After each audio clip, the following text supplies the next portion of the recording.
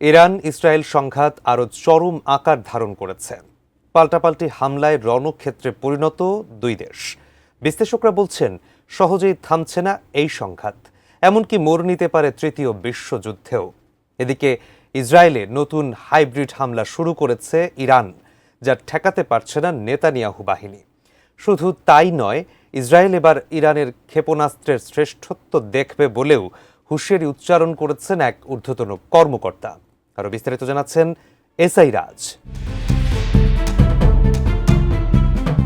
চলমান সংঘাতের মধ্যে এবার ইসরায়েলে বড় ধরনের ক্ষেপণাস্ত্র হামলা চালানোর কৌশলে পরিবর্তন এনেছে ইরান।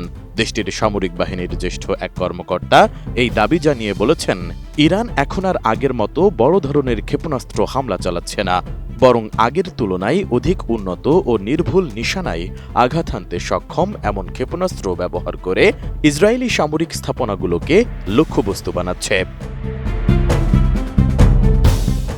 শনিবার মার্কিন সংবাদ মাধ্যম সিএনএনকে দেওয়া এক সাক্ষাৎকারে অজ্ঞাত ওই কর্মকর্তা ইরানের ক্ষেপণাস্ত্র মজুদ ফুরিয়ে আসছে বলে ইসরায়েল যে দাবি করেছে তা প্রত্যাখ্যান করে এসব কথা বলেছেন।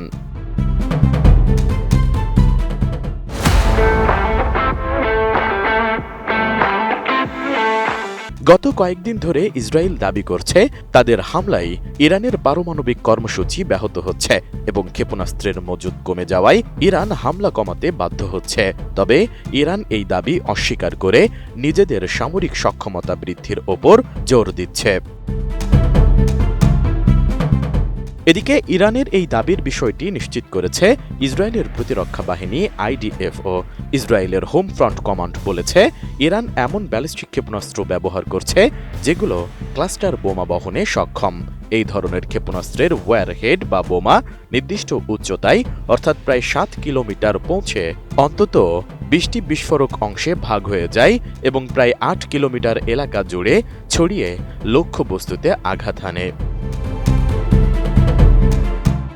ইরানি ওই কর্মকর্তা আরও বলেন, আমরা একটি ক্ষেপণাস্ত্র নিক্ষেপ করেছি এবং তা সহজেই মার্কিন THAAD, Patriot, Arrow 3, Arrow 2, David's Sling ও আয়রন ডোমের সব প্রতিরক্ষা ব্যবস্থা ভেদ করে ইসরায়েলের নির্ধারিত লক্ষ্যে আঘাত করেছে। তবে তিনি সেই ক্ষেপণাস্ত্রের লক্ষ্যবস্তুর নাম প্রকাশ করেননি। তার মতে ক্ষেপণাস্ত্রের সংখ্যা নয়, বরং গুণে বিশ্বাসী ইরান। ইসরায়েল এবার ইরানের ক্ষেপণাস্ত্রের শ্রেষ্ঠত্ব দেখবে বলেও মন্তব্য করেন তিনি।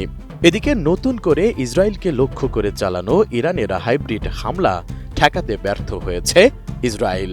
শনিবার চালানো ওই হামলায় প্রথমবারের মতো কোনো ড্রোন ইসরায়েলে আঘাত এনেছে।